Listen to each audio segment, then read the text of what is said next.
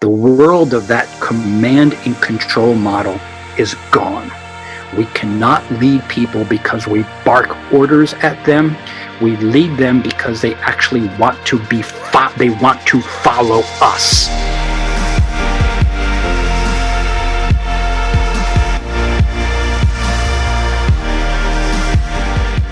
I'm here with my friend, mentor, business partner, Chuck Garcia, author of A Climb to the Top, host of the radio show Climb to the Top, Stories of Transformation on 77 WABC. Chuck, it's great to be with you today. Oh, a pleasure to collaborate, Dominic. Thank you for the opportunity to continue to bring our good work to the masses. You keep doing what you're doing, and let's you and I just keep communicating in the 10 commandments of great communicators as we do. This situation that we're in has kind of recontextualized all of these things that we've talked about, that we've connected on, a lot of the material that you have brought into my world over the years, and that I think has been really beneficial for me personally, and part of the impetus for us working together on Climb to the Top, the series. And I thought it would be a great opportunity to just do a little bit of a lightning round highlight reel of what exactly your 10 Commandments framework is, but particularly zeroing in on the emotional intelligence component of that. How do we capture the spirit and the power of the 10 Commandments in this new post-COVID environment and really invest in our emotional intelligence? Let's discuss how the 10 Commandments was born, and most importantly, why. So we can establish the foundation of why anybody should notice, why anybody should care, and why they should adapt this framework so that they could improve their ability to connect, to collaborate, and most importantly, to communicate with power and precision. Why does a framework for communication exist when we are in a world where everybody is taught to talk? Well, because someone is taught to talk does not necessarily mean one is taught to communicate.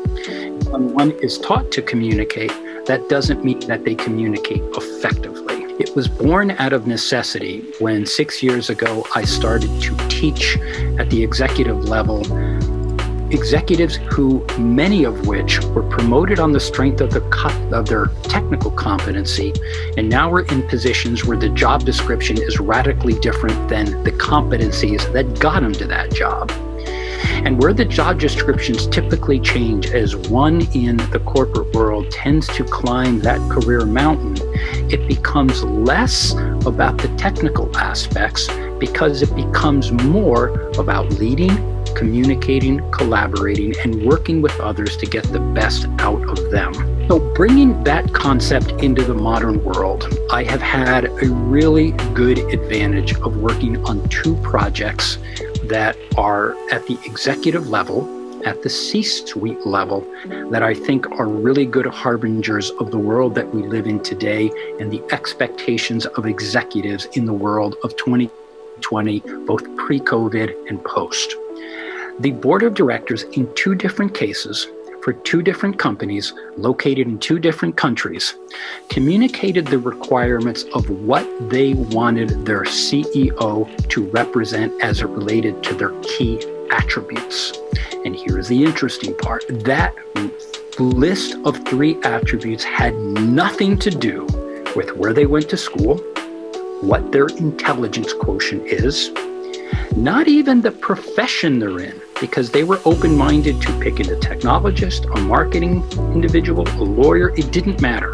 They were not looking for that. They were looking for 3 attributes in their next CEO. Number 1, does that individual exhibit grace under fire?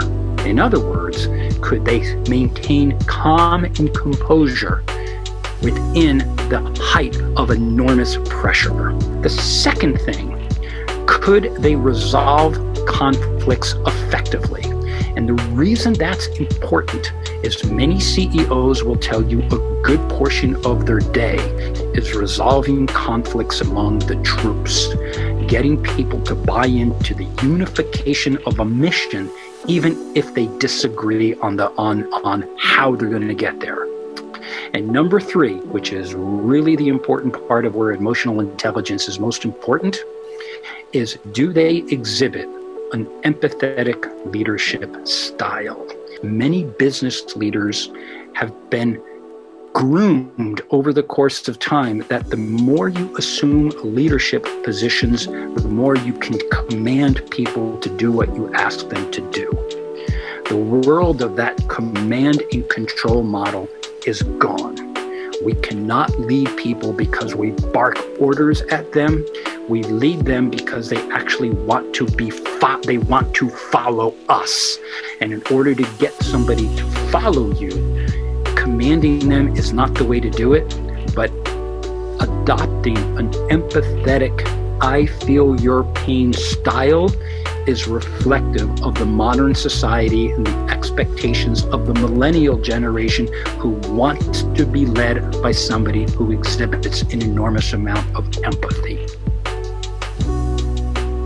How do people that we are speaking to absorb information that we're conveying? Well, the one thing that we know about speakers and communicators going back to the dawn of time, particularly heightened now in a world where we are overwhelmed by a quantity of information, they tend to remember the first thing that you say. They tend to remember the last thing you say, but they're not so sure about specifically what you said in the middle.